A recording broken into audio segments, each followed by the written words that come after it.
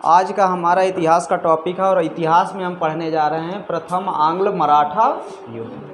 प्रथम आंग्ल मराठा युद्ध मराठाओं और अंग्रेज़ों के बीच हुआ था और जिसमें से मराठाओं की हार हुई थी और अंग्रेज़ों की जीत हुई थी।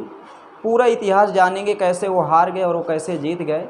ठीक है, कुछ कमियां अपनों में होती हैं जिसके चलते अपने ही हारा। मतलब आप ये समझ लीजिए कि रावण कभी ना मारा जाता अगर विभीषण ना भेद बताता। ठीक है, तो कुछ कहानी इस युद्ध में वही है। बात समझ में? देखिए ध्यान से समझिए। बताया जाता है कि जो ये प्रथम आंग्ल मराठा युद्ध है ये अंग्रेज़ों और मराठाओं के बीच में हुआ था। तो आप देख लीजिए, ये वाला जो क्षेत्र है ये मराठाओं का था, ये मराठों का था। और इस वाले पूरे क्षेत्र में जिसे हम कहते हैं बंगाल, ये बंगाल में कब्जा पूरी तरह अंग्रेज़ों का था। ये अब बंगाल में अधिकार अंग्रेज़ों का था और यहाँ पर एक छोटी सी रियासत और थी, ये वाला, जिसे हम कहते हैं बम्बई। क्या कहते हैं? बम्बई। तो बम्बई में भी कब्जा किसका था? तो इसमें भी कब्जा अंग्रेज़ों का ही था, अंग्रेज़ों का था। और अगर हम बात करें दक्षिण की, ये वाला क्षेत्र, तो ये आपका मैसूर राज्य था ये। और मैसूर राज्य में उस समय जो शासन था वो हैदर अली का था।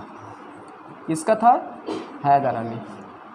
अब देखिए प्रथम आंग्ल मराठा युद्ध, ऊपर अगर हम बात करें उत्तर में, तो उत्तर में यहाँ पर हमारा दिल्ली था ये, और दिल्ली के ऊपर यहाँ पर आप का पानीपत है। और पानीपत का तृतीय युद्ध हम पढ़ चुके हैं। पानीपत के तृतीय युद्ध में मैं आपको बताया था कि जो अहमद शाह अब्दाली था उसकी जीत होती है और जो तुम्हारे मराठा थे उनकी हार होती है। अहमद शाह अब्दाली जब जीत जाता है तो उस समय मराठों का जो क्या बोलते हैं पेशवा था, उसका नाम था बालाजी। ठीक है, ये मराठों के पेशवा थे और इनकी जब मृत्यु हो जाती है तो इनकी मृत्यु के बाद मराठों के जो अगले पेशवा बनते हैं उनका नाम था माधव जी। क्या नाम था? माधव जी या माधव राव। ठीक है, माधव राव ये बनते हैं मराठाओं के पेशवा। और माधव राव दोबारा दिल्ली पर जब कब्जा किसका होता है? अहमद शाह अब्दाली का। तो माधव राव क्या करते हैं कि दिल्ली का जो उस समय मुग़ल शासक था जिसका नाम था शाह आलम द्वितीय। क्या नाम था? शाह आलम द्वितीय। ठीक है, तो माधव राव क्या करते हैं, शाह आलम द्वितीय को दोबारा दिल्ली का शासक बना देते हैं। क्यों दोबारा दिल्ली का शासक बनाते हैं? उसके पीछे भी माधव राव की मजबूरी थी। माधव राव की क्या मजबूरी थी, पूरी जानकारी आपको दे रहे हैं। देखिए, माधव राव अच्छी तरह जानते थे कि दिल्ली पर हम ज़्यादा दिन तक नहीं रुक सकते। दिल्ली पर हम ज़्यादा दिन तक नहीं रुक सकते क्योंकि यहाँ की हर चीज़ अलग है।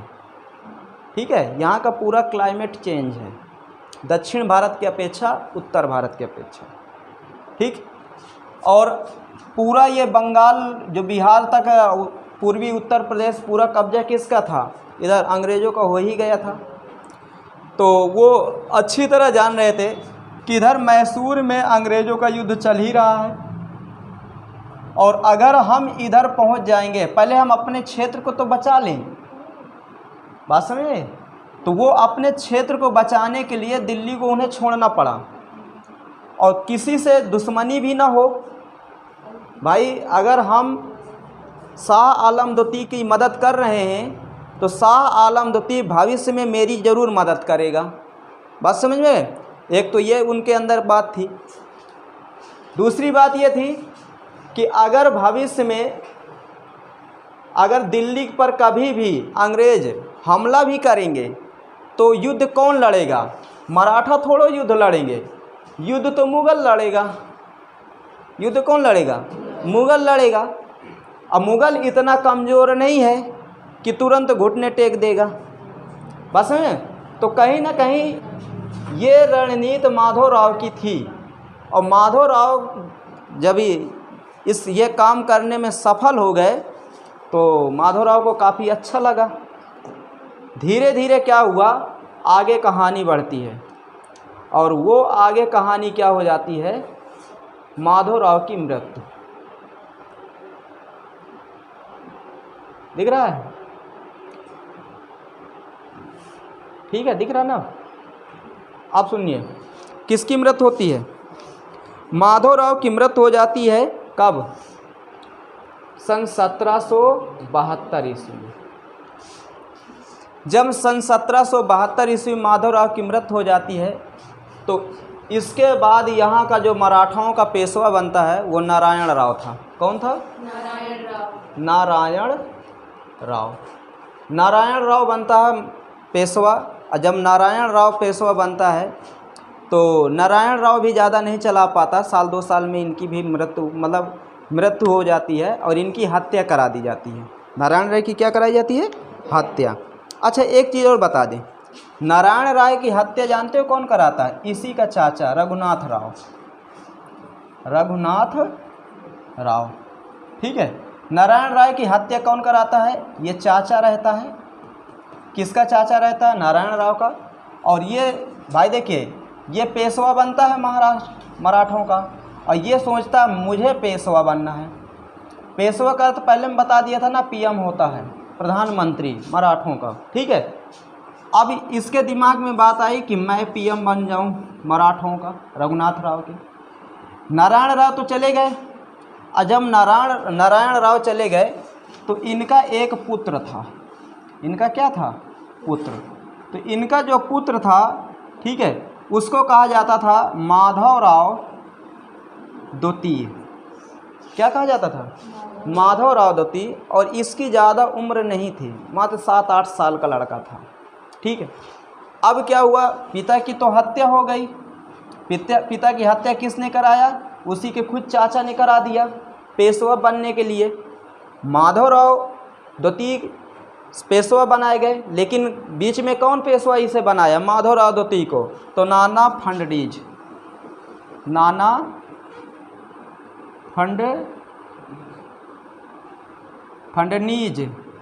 ठीक है, क्या होता है? फडणीज कि डीज होता है? ये हमसे नहीं बन रहा। ठीक है, नाना फडणीज। क्या क्या होता है? नीज। ठीक है, नाना फडणीज। नाना याद रखेगा कि नहीं रखेगा? नहीं कहते बन रहा। ठीक है, तो अब देखिए, ये विरोध किए थे। ये क्या किए थे? विरोध। किसका किए थे? रघुनाथ राव का, क्योंकि अच्छी तरह जानते थे कि ये पूरे मराठों को डुबो देगा। ठीक है, और अंग्रेज़ों के बेच के चला जाएगा, अयाशी करेगा। बात समझ में? तभी क्या हुआ, सुनिए, माधवराव को जब बनाया गया, लेकिन क्या माधवराव पूरा काम करेगा? माधवराव नहीं पूरा काम करेगा। ठीक है, पूरा काम कौन करेंगे? ये लोग करेंगे। और इन्होंने एक परिषद का गठन किए, भाईचारा परिषद। कौन सी परिषद? भाईचारा परिषद का गठन किया गया। उसमें 12 सरदारों को, उसमें 12 मराठाओं को रखा गया, और ये कहा गया कि अब यही पूरा राज्य को चलाएंगे। अब भैया चलने लगा राज। इसको गुस्सा लगाई। किसको गुस्सा लगाई? रघुनाथ राव को, चाचा जो था, इसको गुस्सा लगाई। और ये कहाँ पहुँच गया? ये पहुँच गया बम्बई। कहाँ पहुँच गया? बम्बई पहुँच गया। जब ये बम्बई गया तो बम्बई पहुँचने के बाद इसने एक संधि की। क्या की? संधि। इसी संधि को हम कहते हैं सूरत की संधि। किसकी संधि? सूरत की संधि। अब देखिए, सूरत की जो संधि हुई थी वो 1775 ईस्वी में हुई थी। कब हुई थी? 1775 ईस्वी में सूरत की संधि हो जाती है। और सूरत की संधि किनके बीच होती है? तो अंग्रेज अधिकारियों और रघुनाथ राव के बीच होती है। कब होती है? 1775 ईस्वी। अब देखिए, जब सूरत की संधि होती है 1775 ईस्वी में, तो रघुनाथ राव ये बात कहता है कि जो बम्बई के पास है सूरत है, कौन सा शहर है? सूरत, और भड़ोच, कौन सा है? भड़ोच, इन पर पूरी तरह जो राजस्व वसूला जाएगा, सुन लीजिए, भड़ोच और किस पर? सूरत पर जो पूरी तरह जो राजस्व आ रहा है, जो टैक्स आ रहा है, वो पूरा कौन वसूलेगा? तो जो बम्बई के अंग्रेज अधिकारी हैं वो वसूलेंगे। पहले क्या था कि सूरत और भड़ोच का जो पूरा राजस्व वसूला जाता था वो मराठाओं के द्वारा वसूला जाता था। किसके द्वारा? मराठाओं के द्वारा। ठीक है। तो जब ये संधि हुई, सूरत और भड़ोच का पूरा वो वसूलेंगे, और बाद में उसने ये कहा कि मुझे आप एक काम करिए, पेशवा बना दीजिए। क्या बना दीजिए? पेशवा बना दीजिए। आप मुझे जब पेशवा बना दोगे तो काफ़ी ज़्यादा आपको भी फ़ायदा होगा और मुझे तो होगा ही। तो सुनिए, अब यहाँ के जो अंग्रेज अधिकारी थे वो रघुनाथ राव की बात मान जाते हैं।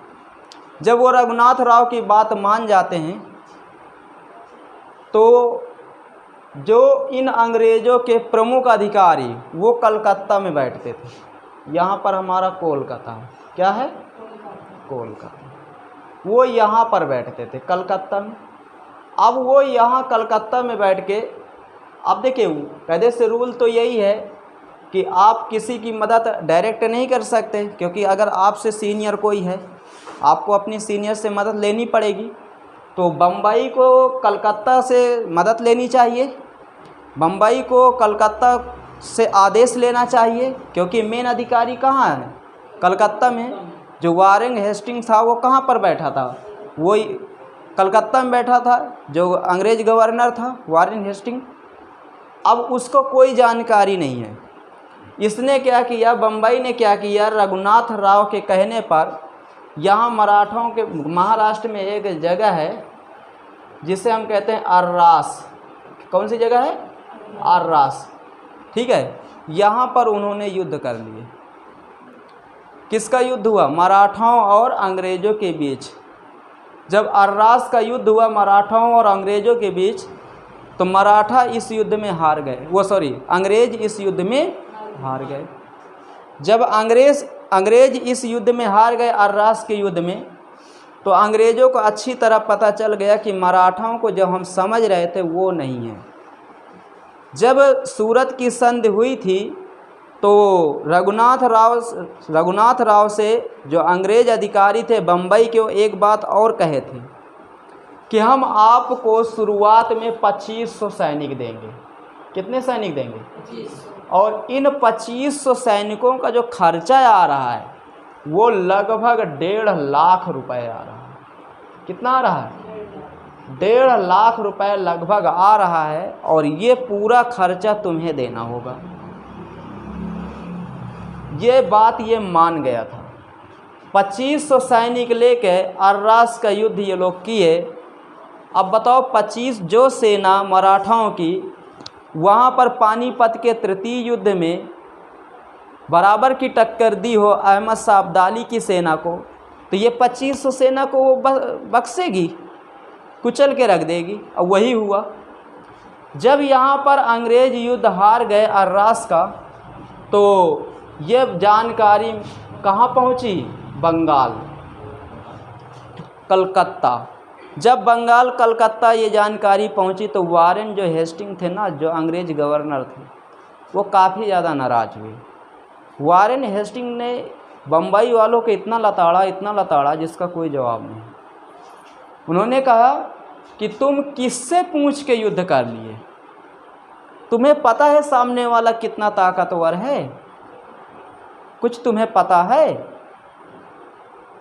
अब वारेन हेस्टिंग अच्छी तरह समझ गया था कि हम लोगों ने मराठाओं के ऊपर कहीं ना कहीं वो काम किया है जैसे कि मधुमक्खी के छत्ते पे हाथ डालना। बात समझ में? अब वो छोड़ेंगे नहीं। आप सुनिए, वारेन हेस्टिंग दिमाग का बहुत अच्छा था, उसके पास दिमाग की कोई कमी नहीं थी। आप ये कहिए, वारेन हेस्टिंग ने बम्बई वाले अधिकारियों को बुलाया अपने पास। जब अपने पास उसने बुलाया तो उनमें से कुछ अधिकारी वारेन हेस्टिंग जो था, उस गवर्नर था, उसके बातों का विरोध किए थे। तो उसने पूरी कहानी फिर उनको सुनाई, अपनी अंदर की बातें उन्हें बताया। वो बातें क्या बताया? उसने कहा तुम्हें यहाँ पेमेंट मिल रहा है, तुम्हें यहाँ क्या मिल रहा है? पेमेंट मिल रहा है, तो तुम्हें लग रहा है कि सब ऐसे ही चल रहा है। कह तुम कहानी सुनो, अगर यहाँ पर भारत में हमें ज़्यादा दिन तक टिकना है ना, तो पहले तुम अब मुझसे विश्व का इतिहास सुनो। अब वारेन हेस्टिंग्स ने जानते हो क्या किया? अपने अधिकारियों के एक मीटिंग बैठाई और उसमें पूरा एक वर्ल्ड का मैप लाया। किसका मैप? वर्ल्ड का। जब वो वर्ल्ड का मैप लाया और वो उस वर्ल्ड के मैप में उसने जानते हो क्या किया? पूरी कहानी बताई कि हमें यहाँ पर कैसे क्या करना है, कैसे क्या नहीं करना, आखिरकार हम यहाँ क्यों आए हैं, उसकी भी पूरी कहानी उसने बताई। इधर सुनो, अब देखिए, ये तुम्हारा अमेरिका है। ये कौन सा है? ये अमेरिका है। और ये वाला जो महाद्वीप है जिसे हम कहते हैं अफ्रीका, और ये तुम्हारा यूरोप है। कौन सा है? यूरोप। आप सुनिए, जब यूरोप भारत नहीं आया था तो इंग्लैंड जब भारत नहीं आया था तो इंग्लैंड कहाँ था? अमेरिका में। कहाँ था? अमेरिका में। अमेरिका में कपास की खेती बहुत होती है, ठीक है। अब देखिए, अमेरिका से इंग्लैंड कपास ले जाता था और यहाँ अपनी कंपनियाँ खोल के रखा था, और इन कंपनियों में उस कपास से कपड़ा तैयार किया जाता था, और वो कपड़ा वो अफ्रीकी देशों में बेचता था। कौन बेचता था? इंग्लैंड। अब सुनिए, यहाँ से कपड़ा कहाँ लाया? यहाँ। और अफ्रीका से सस्ते दामों पर वो दासों को खरीदता था। किसको खरीदता था? दासों को खरीदता था, और उन दासों को वो अमेरिका में बेचता था। कहाँ बेचता था? अमेरिका में बेचता था। अब देखिए, उसका सिस्टम बढ़िया चल रहा है कि नहीं चल रहा? कपास कहाँ से खरीद रहा है? अमेरिका से। कपास को ले कहाँ जा रहा है? अपने यहाँ मशीनों में कपड़ा तैयार कर रहा है। बेच कहाँ रहा है? अफ्रीका में। अमेरिका कहता है मुझे मज़दूरों की ज़रूरत है, ठीक है, अगर तुम इतने मज़दूर दे दोगे तो हम तुम्हें इतना सस्ता और दे देंगे कपास। सीधा मज़दूर कहाँ से खरीद लिया? अफ्रीका से। और उनकी सेलिंग कहाँ किया? अमेरिका। तो एक तो दासों में भी कमा रहा है, दूसरी बात सस्ता कपास भी पा रहा है, तीसरी बात यहाँ पर जो कपास का से कपड़ा तैयार कर रहा उन्हें महंगे दामों में अफ्रीका में बेच भी रहा। तो कहीं ना कहीं इंग्लैंड को चारों तरफ से मुनाफा ही मुनाफा था। लेकिन कहते हैं ना कि कब तक तुम मुनाफा कमाओगे, किसी दिन तो ऐसा आएगा कि मुंह की खाओगे। बात समझे? अब क्या हुआ? सन 1776 में अमेरिका स्वतंत्र हो गया, आज़ाद हो गया। जब अमेरिका आज़ाद हो गया तो जब कोई देश आज़ाद हो जाएगा तो वहाँ पर कोई मनमानी कर पाएगा? नहीं कर पाएगा ना। अब यहाँ से ब्रिटेन का खात्मा, तो जब यहाँ से ब्रिटेन का खात्मा हो गया तो अब ब्रिटेन के पास कच्चा माल कहाँ से आए? बताओ कहाँ से आएगा? तो उसे पता था कि भारत ही एक ऐसा देश है जहाँ पर कच्चा माल बहुत है, कपास। और भारत में कपास कहाँ पर सबसे ज़्यादा पैदा किया जाता है? तो गुजरात और महाराष्ट्र। महाराष्ट्र पर किसका अधिकार है? मराठाओं का। बात समझ रहे हो कहानी? पूरी कहानी वारेन हेस्टिंग ने अपने अधिकारियों को बताया कि यहाँ से तो हमारा पत्ता गायब हो गया है, अब तुम्हारी बेवकूफ़ी की वजह से यहाँ से भी पत्ता गायब होगा। समझ रहे हो कि नहीं समझ रहे हो? दूसरी बात, उसी समय तुम्हारा कर्नाटक वो मैसूर का युद्ध चल रहा था, तो अंग्रेज किस में वो देते? मैसूर के युद्ध में भी जीते। कह रहे थे मराठा हमारी मदद कर रहे हैं। मैसूर के युद्ध में शुरुआत में एक युद्ध तो वो हार गए थे, मराठा उनकी मदद कर रहे थे। अगर तुम उन्हीं से लड़ने जा रहे हो। बात समझे? जब ये बात उसने कही तब जाके जो बम्बई के आला अधिकारी थे ना अंग्रेज़ों के, उनके दिमाग में समझ में आई बात। उनको पूरी कहानी समझ में आ गई कि हमें अब करना क्या है। ठीक है, पूरी बात उनके समझ में आ गई, अब हमें करना क्या है। अब इसकी कहानी आगे बताते हैं। ठीक,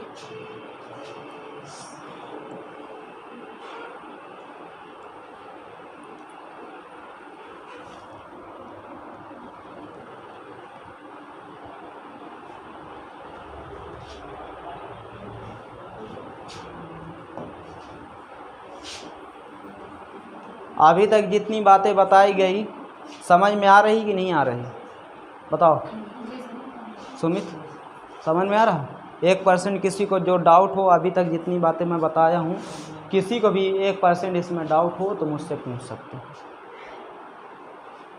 नहीं है डाउट? किसी को नहीं ना? मतलब पूरी रूपरेखा आपके बीच में तैयार हो गई कि नहीं हो गई? ठीक है, पूरी रूपरेखा तैयार हो गई, कोई 1% डाउट नहीं होना चाहिए। ठीक है, हाँ। अब चले आगे। अब देखिए आगे तुम्हें पूरी कहानी बताते हैं। अब इसमें क्या हुआ कि जो तुम्हारा माधवराव सेकंड था ना, वो क्या बन गया था? पेशवा बन गया था। अब माधवराव सेकंड पेशवा था मराठाओं का, तो वारेन जो हेस्टिंग था ना, उसने भी एक संधि की। किसके साथ किया? उसने संधि की मराठों के साथ। किसके साथ संधि की? मराठों के। अब यहाँ पर मराठा और यहाँ पर बंगाल, तो वो संधि हुई कब? सन 1776 में। और इसी संधि को हम कहते हैं पुरंदर की संधि। किसकी? पुरंदर। पुरंदर, ठीक है, पुरंदर की संधि। तो क्वेश्चन डायरेक्ट पूछता है पुरंदर की संधि कब हुई थी? तो 1776 में हुई थी। और पुरंदर की संधि किनके बीच हुई थी? तो पुरंदर की संधि आपकी हुई थी मराठों और अंग्रेज़ों के बीच में।